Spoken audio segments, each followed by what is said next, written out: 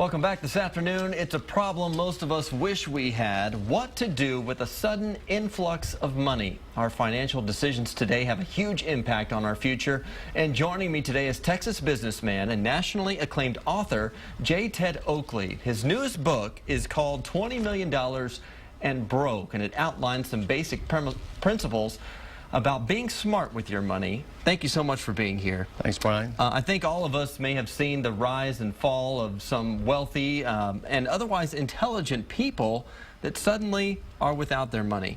Who are we talking about here in your book? Well, you have a lot of different people that receive money. Sometimes you get money from turning a business, selling a business. You have a lot of people that get it with athletes. Yeah. You'll have inherited wealth. Yeah.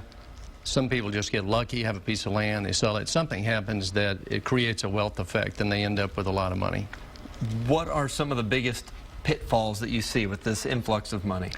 I think the biggest pitfalls are where people don't understand they're putting a lot of their assets in one particular item.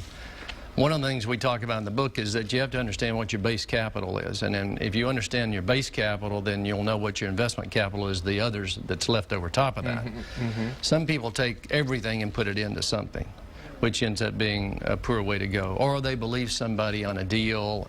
They end up actually creating too much risk, and then it takes all the capital with them. Are these principles that can be applied to any scale of wealth? They are. I just happen to use this particular number because I've had a lot of situations where seen people lose 100 million. Wow. But I've seen a lot of people lose 1, 2, 3, 4, 5 million. And the thing about it is that it's a lot of money after tax. And if you don't understand that, then you don't realize how much and how long it takes to make that kind of money after tax. And how are those people, I mean, does your book address those particular examples? We do. We address almost every example. We address people that there's probably 7 or 8 different errors they make in doing things. And we address children.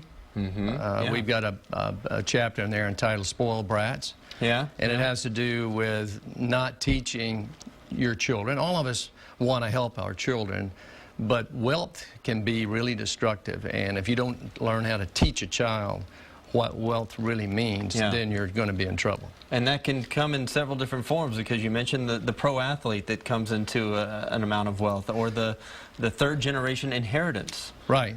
Well, if you look and you look at lottery winners, personal injury cases, athletes, those are 3 of the areas where we see a lot of loss. Yeah. They just don't get set up for it, and they have a lot of money, but they lose it. And then if you get removed 3 generations or longer, a lot of times people don't understand, hey,